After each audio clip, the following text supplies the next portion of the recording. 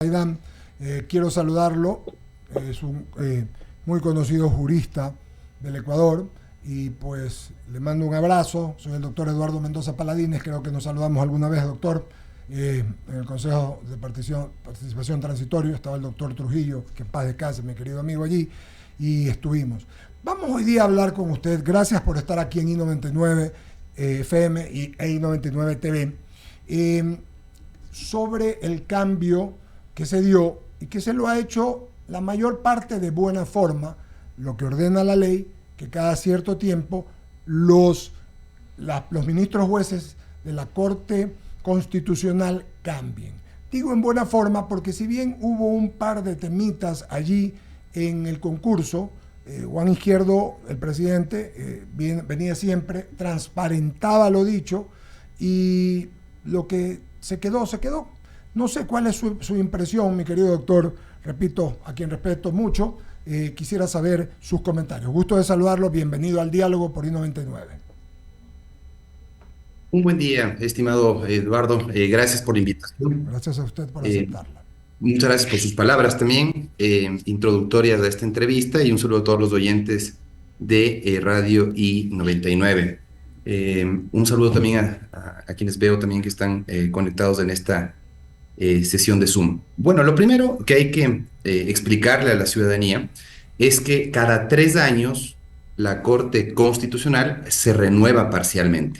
Salen 3 jueces, entran 3 nuevos jueces a partir de un concurso cerrado de oposición y méritos que parte por la propuesta de comisionados de las 3 funciones del Estado: la función ejecutiva, la función legislativa y, como usted conoce, como fue parte del Consejo de Participación Ciudadana, de la función de transparencia y control social provienen también los comisionados. Se conforma la comisión calificadora de la Corte Constitucional y se solicitan a las 3 funciones del Estado ternas, en este caso 3 candidatos por cada una de las funciones del Estado, para que puedan participar en el concurso público de oposición y méritos.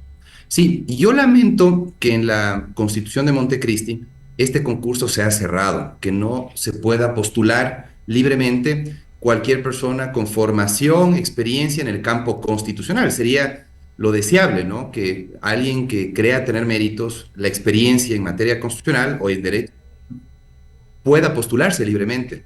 El problema es que no le permiten a cualquier académico, cualquier litigante, cualquier juez postularse a juez de la Corte Constitucional.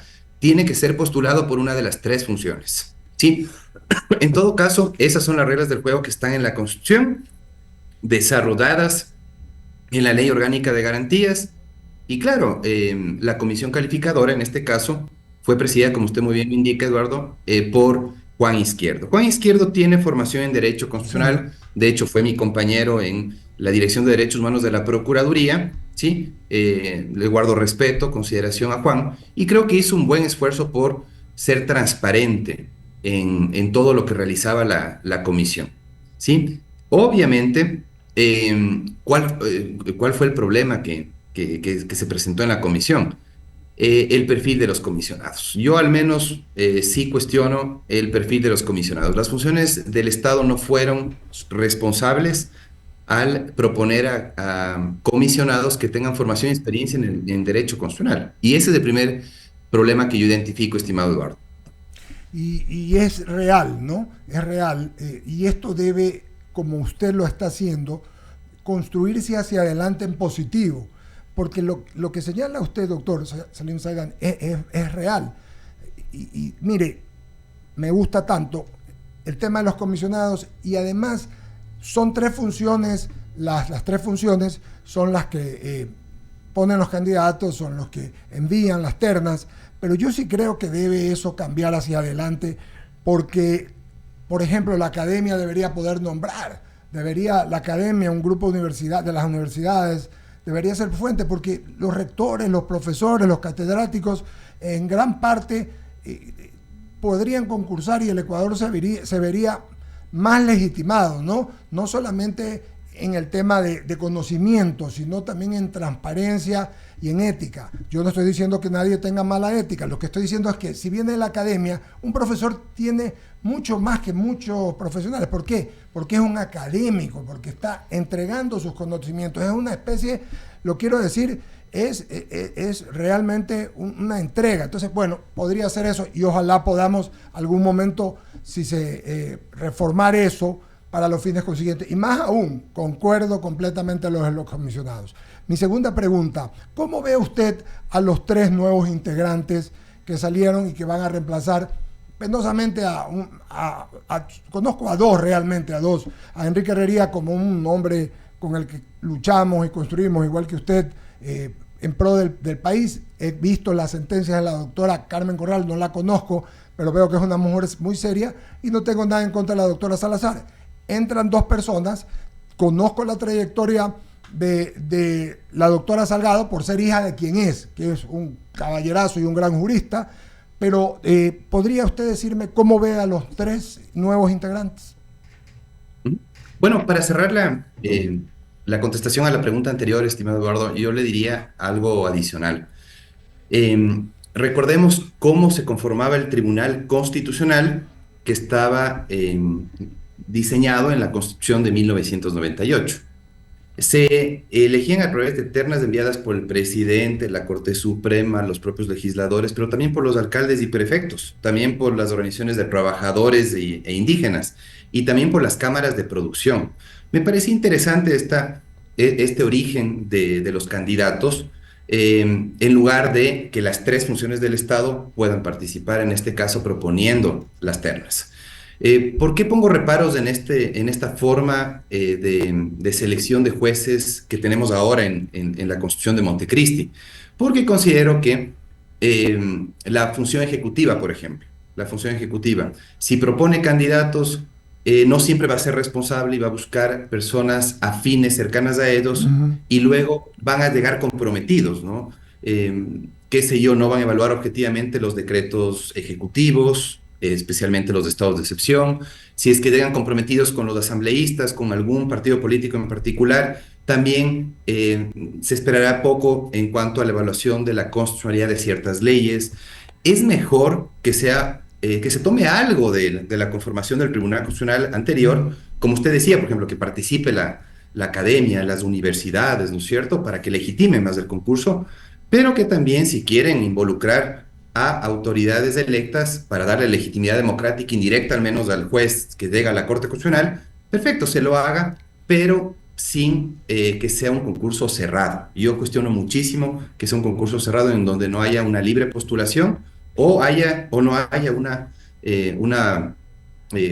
digamos, no exista la posibilidad de que alguien que tenga formación y experiencia en el campo constitucional, que haya sido docente varios años, que haya sido litigante en procesos constitucionales, que haya presentado garantías jurisdiccionales, no esté en la Corte. Y miren qué es lo que pasó en este concurso, ¿no?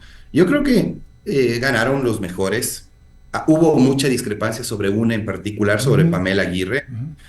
No sé si usted tuvo la oportunidad de escuchar los reparos que se pusieron a la evaluación que ella recibió, pero yo creo que hay que ir a lo de fondo, ¿no? Miren, por ejemplo, qué es lo que pasó en el caso de Pamela Aguirre. En el caso de Pamela Aguirre, a ella no le fue muy bien en el examen escrito. Sí. En el examen escrito, ¿por qué? Porque no supo llenar todos los ítems que tenía el examen escrito, ¿no? Todos tenían la obligación de desarrollar 17 ítems, ¿sí?, de la rúbrica que se había presentado, ¿sí?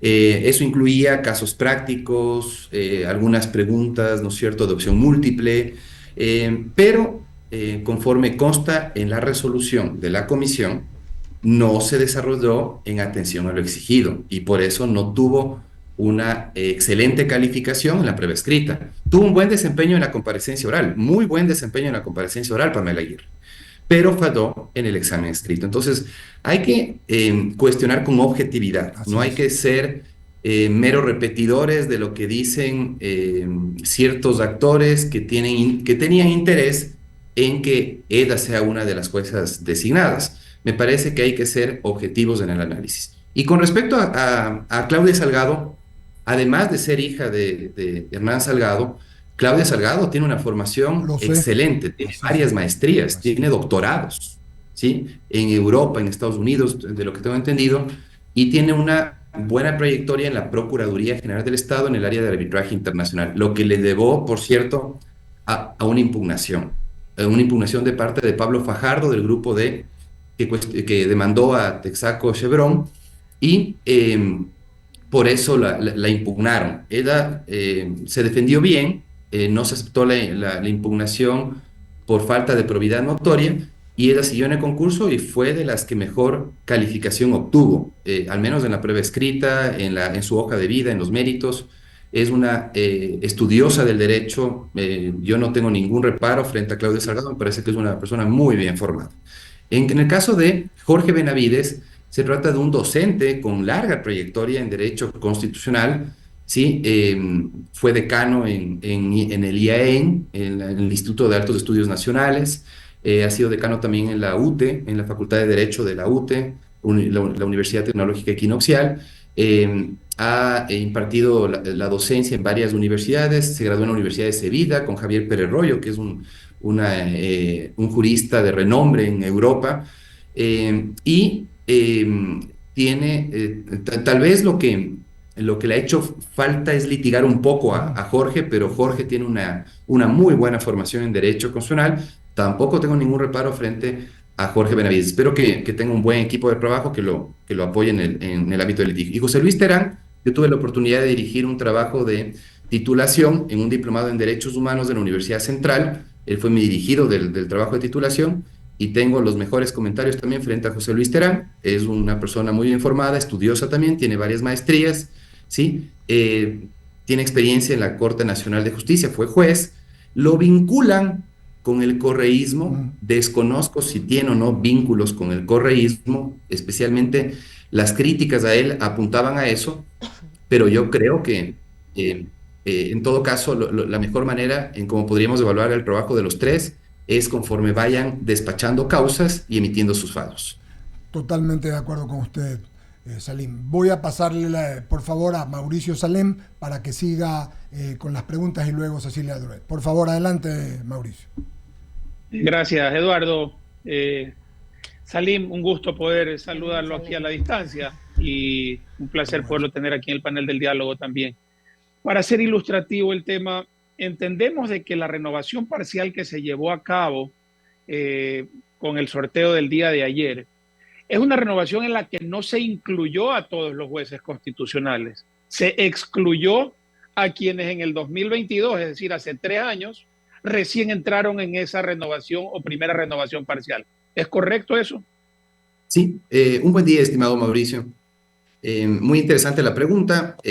Para que sea ilustrativo, para que todos los que nos ven a través de la señal de I-99, efectivamente no entraron en el concurso Richard Ortiz, Joel Escudero y Alejandra Cárdenas, que son los jueces que entraron en el anterior proceso de renovación parcial, ¿sí? Quienes cumplieron ya 6 años en funciones, en este caso Ali Lozada, Daniela Salazar, Carla Andrade, Teresa Núquez, Teresa Núñez. también estaba Enrique Herrería y Carmen Corral, entraron al concurso. Es decir, entre 6 jueces fueron sorteados 3. Ok. Fueron sorteados Daniela Salazar, fueron sorteados Enrique Herrería y Carmen Corral. De los dos últimos puedo decir que eran identificados como jueces conservadores, de derecha, por decirlo de alguna manera, ¿no? Tanto Carmen Corral como Enrique Herrería. Y Daniela Salazar era identificada como una jueza progresista, ¿sí? Una jueza progresista. Es decir, tiene una baja el grupo conservador, una baja de 2 jueces, y pierde una jueza, el ala progresista, por llamarlo de alguna manera. Los nuevos jueces, para que también podamos identificar un poco qué, qué posición tienen, qué línea de pensamiento frente al derecho constitucional tienen. Jorge Benavides, políticamente hablando, fue parte, por ejemplo, de el gobierno de Guillermo Lasso, fue viceministro de Servicio Público en el Ministerio del Trabajo. Yo lo identifico más en una centro derecha desde el punto de vista político a Jorge, ¿no? Otros lo identifican, por ejemplo, Ismael Quintana lo identifica en la socialdemocracia, en la izquierda democrática, algo así como la ideología que que defendía la izquierda democrática en su momento. Yo lo identifico más con una derecha más moderada. Sin embargo, en la línea de pensamiento en derecho constitucional, yo lo veo también bastante cercano al neoconstitucionalismo, podría también identificarse con los postulados de Ali Lozada, de Carla Andrade, y de algunos jueces que adscriben más a esa línea de pensamiento en el campo del derecho. En el caso de Claudia Salgado, yo creo que un poco más a la derecha, un poco más conservadora, considero yo, pero insisto, con las mejores credenciales académicas en cuanto a estudios, excelente, yo creo que va a ser un buen papel. Y finalmente, José Luis Terán, desconozco si tiene alguna descripción política, eh, algunos lo identifican más con la izquierda, ¿sí? De tal manera que parecería que podría darse una nueva correlación de fuerzas en la Corte Constitucional, y eso se verá en la sesión que se instale una vez posesionados los nuevos jueces. Esta semana supongo que los posesionarán, y se verá en la sesión para designar al nuevo presidente, porque ya no puede ser Ali Lozada el presidente. Se verá cómo va la nueva correlación de fuerzas. Creo que eso está por verse, todavía no está clara la situación de lo que va a ser la nueva mayoría en la Corte Constitucional. Por ahora, no había una mayoría tan clara como en la primera la Corte del 2019, en donde la línea progresista es la que tenía mayoría y el ala conservadora está conformada solamente por tres jueces: Teresa Núquez, Carmen Corral y Enrique Herrería. Yo creo que ahora el ala conservadora pierde a dos importantes jueces, Enrique Herrería y Carmen Corral, y veamos si es que Claudia Salgado ocupa ese lugar en el ala conservadora.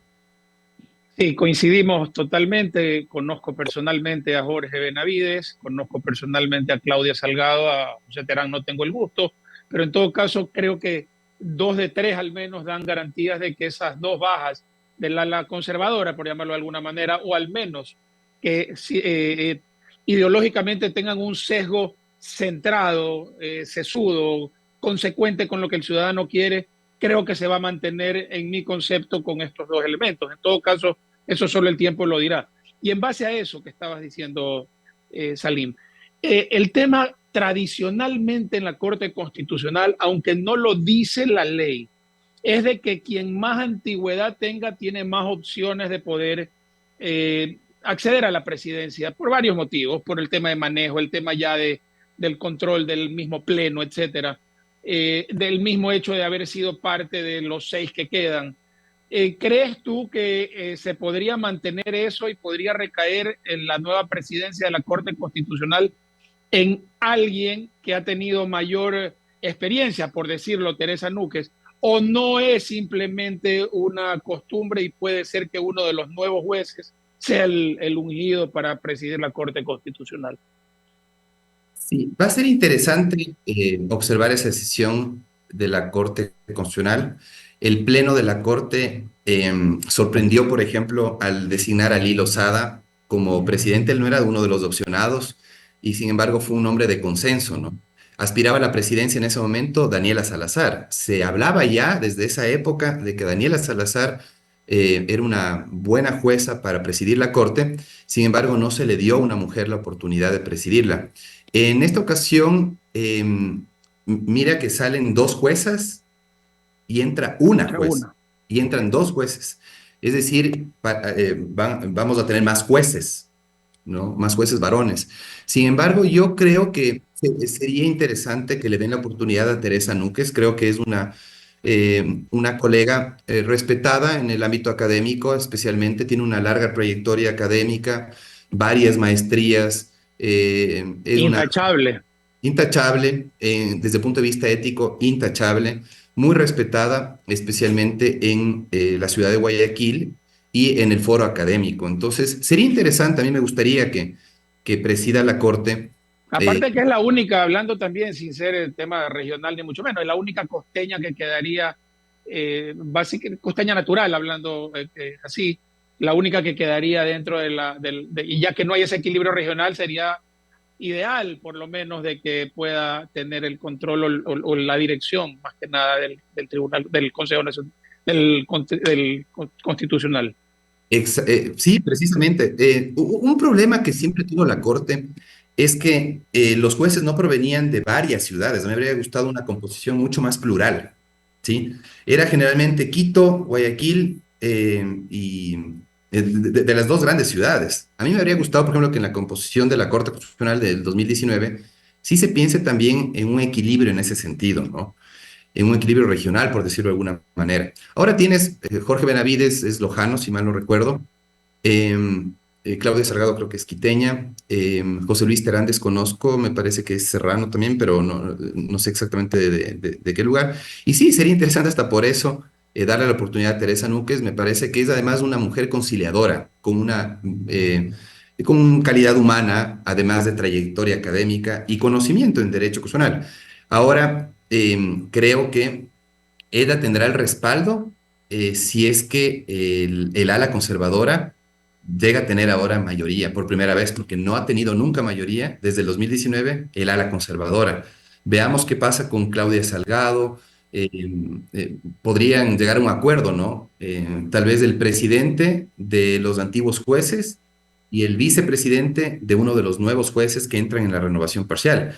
Y qué sé yo, tal vez Jorge Benavides, Claudia Salgado tengan la oportunidad de ejercer la vicepresidencia y de esa manera se llegue a un acuerdo para que Teresa Núquez pueda ocupar la presidencia. Yo aspiro a que Eda, por la experiencia que tiene y por la forma conciliadora con la que siempre se ha manejado, pueda presidir la Corte. Ojalá hago votos para eso, me parece que tiene un perfil interesante para presidir la Corte. Salí, muchísimas gracias, siempre un gusto y muy didáctica la conversación. Doy paso a Cecilia Drueta en cabina, que tiene más inquietudes. Un abrazo. Un gusto, estimado Mauricio. Doctor, qué gusto saludarlo. Gracias por sus comentarios. Estoy completamente de acuerdo en la primera parte de la entrevista donde mencionaba que debería ser un concurso más abierto, porque sí creo que otros perfiles serían idóneos para poder ocupar este cargo. Pero más allá de eso, yo quería preguntarle si usted actualmente considera que hay un balance adecuado entre la renovación de los miembros de la Corte y la necesidad de estabilidad dentro del tribunal. Sí, Cecilia, ¿no es cierto? Muy buen día, Cecilia, qué gusto. A ver, yo creo que no existe mucho balance y sería interesante también que exista pluralidad de visiones del derecho constitucional, ¿no? Ojalá que, yo no veo, por ejemplo, afortunadamente, eso sí, que existan agendas personales, agendas de grupo. Miren, yo, obviamente hablando, sí veía a Daniela Salazar, a pesar de que era una muy buena jueza, con fallos muy bien motivados, sin embargo, sí la veía con con cierta carga ideológica y militando en ciertas causas. Por eso es que mis colegas progresistas lamentan mucho la salida de Daniela Salazar. Yo no desconozco que haya sido una buena jueza con fallos motivados. Sin embargo, creo yo que en buena hora han salido jueces que sí tenían agenda. Por ejemplo, Ramiro Ávila, en la primera renovación parcial salió sorteado. Y después, en este caso, Daniela Salazar. Yo sí creo que ambos jueces, a pesar de que fueron muy productivos, por decirlo de alguna manera, sí tenían sus agendas. Sí tenían sus agendas y yo celebro, la verdad, siendo muy sincero, la salida de los dos jueces porque creo yo que había mucha carga ideológica en la discusión por influencia de estos dos jueces. Ahora, creo yo que el reto para todos los jueces, los 9 jueces, es que se enfoquen en defender la Constitución sin carga ideológica. ¿Sí? Que más allá de las diferencias que pueden existir, la pluralidad de visiones que puede existir, todos se comprometan a defender la Constitución y lo hagan de una manera que sea apegada a derecho desde el punto de vista técnico y sin ningún tipo de, digamos, inclinación política. Afortunadamente en esta Corte, si algo ha existido, es independencia social, especialmente en cuanto a los partidos y movimientos políticos. Creo que ese es el reto que tendrá esta Corte renovada, mantener esa independencia con las funciones del Estado, mantener la independencia sobre todo con la influencia que siempre existe de actores políticos para que no se deslegitime el trabajo de una Corte que es de lo más respetable que tenemos a nivel de la institucionalidad del país. Entonces, más allá de la falta de balance que existe, yo sí pido que cuiden mucho esa independencia judicial, se mantengan también con la integridad ética que han demostrado los jueces de la Corte, y creo que de esa manera van a continuar con esa legitimidad que han tenido, especialmente en el gremio de abogados. ¿Y existe alguna forma antes de un fallo, pues que claramente muestra una postura de saber o de prever que las personas no tengan una influencia política? Bueno, existe la figura de la excusa, de la recusación, que es una manera de apartar del conocimiento del caso a alguien que tenga alguna posición preconcebida sobre un tema. La ideología va a estar presente en todos los jueces, todos van a tener su ideología política. El punto es que esa ideología política no pese al despachar las causas, que no sea la consideración principal al resolver los casos, sino los hechos, la valoración de las pruebas, la interpretación del derecho aplicable, que sea en estricto apego a la Constitución, porque los jueces son los guardianes de la Constitución, son los que tienen que defender la Constitución.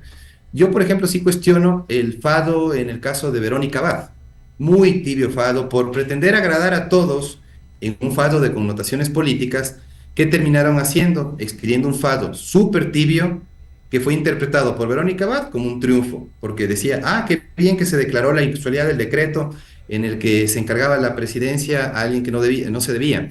Y por otro lado, Daniel Noboa y José de la Gasca, ministro de Gobierno, celebraban también que fue un triunfo para el gobierno. Entonces, fue tan tibio ese fado, lo cuestionamos mucho en el foro jurídico, que da a entender a la ciudadanía de que muchas veces se cuidan demasiado desde el punto de vista político de pretender agradar a todos, y esa no puede ser la consideración principal de la Corte. Tienen que fadar en derecho. Creo que es una Corte con mucho poder, que tiene el poder dirimente en un Estado constitucional de derechos y justicia, y prácticamente se ha convertido en un árbitro de la democracia, un árbitro de la política, que tiene que ejercer su papel con mucho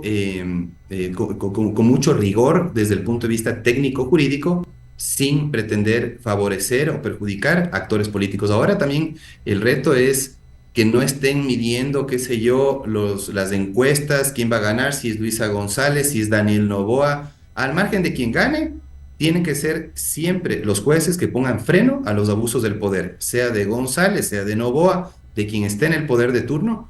Tienen que saber frenar los abusos de poder y defender la Constitución.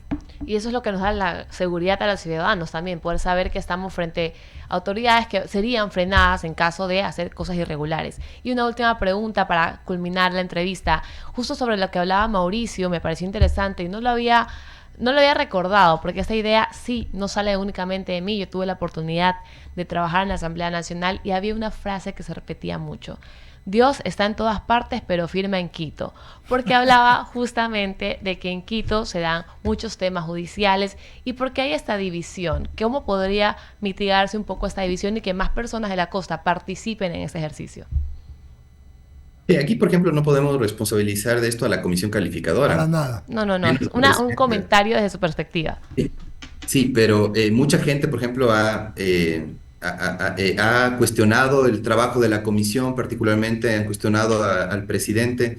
Fue injusta esa crítica, porque quienes no supieron enviar candidatos de distintos orígenes, de distintas ciudades del país, hay gente muy valiosa en el gremio de abogados en muchas ciudades del país, ¿sí? Y lastimosamente casi siempre se enfoca la atención en Quito y Guayaquil, máximo Cuenca. Pero yo creo que sí es importante dar la oportunidad a abogados de todo el país. Las funciones del Estado en el próximo proceso de renovación parcial deben cuidar no solamente la selección de los mejores perfiles, sino de que provengan de distintas ciudades, para que no exista este fenómeno que usted anota, Cecilia. Ahora, sí, Quito es el centro del poder político.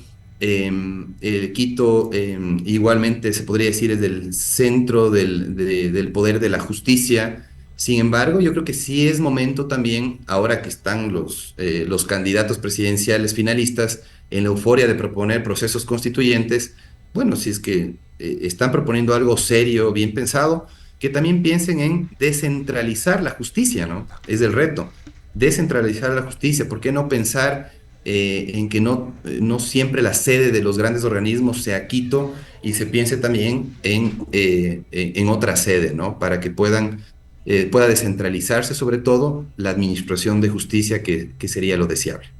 Coincido completamente con usted, doctor. La verdad es que yo no soy jurista, soy comunicadora. Sin embargo, es una conversación en la que puedo participar y siempre me he cuestionado lo mismo. Espero que no solamente sea una conversación que se quede aquí, sino que las autoridades pertinentes escuchen y acojan estas ideas. Doctor, muchísimas gracias por la entrevista. Mi querido Selim, le mando un abrazo. Gracias por el ejercicio. Hemos sacado conclusiones, no nos hemos solo quedado en la exposición. Hemos buscado caminos y coincido plenamente con la segunda parte de la segunda pregunta que le contesta usted a Cecilia. Hubo jueces que tenían una agenda que no era partidista, sino ideológica. Es verdad, hay que tratar de que todos los jueces tengan solamente la agenda de la justicia, la legitimidad y el Ecuador primero, más que ser o tener algún tipo de activismo, ¿no? Le mando un abrazo, le agradezco mucho, Selim, y Dios mediante nos veremos muy pronto. Muchísimas gracias. Sí, un último comentario, estimado Eduardo. Ismael Quintana, colega constitucionalista, ponía un excelente ejemplo, ¿no? Él decía que él cree en la pena de muerte para cierto tipo de delitos, para los delitos más graves, para los violadores, por ejemplo. Pero él, si llegaría en algún momento a ser juez de la Corte, no puede resolver una causa sobre la pena de muerte, la constitucionalidad o no de la pena de muerte, en base a su convicción personal, sino en base a lo que está escrito en la Constitución. Ese es el reto que tienen los jueces ahora, resolver no en base a sus convicciones personales y a las causas en las que han militado. Seguramente han militado en muchas causas, ambientales, sociales, etcétera, laborales inclusive. Lo importante es que antepongan lo que está escrito en la Constitución y que sean muy rigurosos con la aplicación de los métodos de interpretación. Ojalá ese es el reto que tienen los jueces de la Corte. Nuevamente agradecerles a ustedes, Eduardo, Mauricio, Cecilia, por esta entrevista, muy interesantes preguntas y muy agradecido por el espacio. Siempre a la orden para un futuro espacio. Muchísimas gracias, doctor Selim Saidam, querido amigo, muy gentil. Como dije cuando comencé y me reitero, Mauricio, Cecilia, un jurista en toda la extensión de la palabra, un hombre decente y con mucha legitimidad todo lo que ha dicho. Buenos días para usted, querido amigo. Muchas gracias. Son las Buenos días, estimado Eduardo. Muchas gracias. 8:49 de la mañana, Mauricio. Tenemos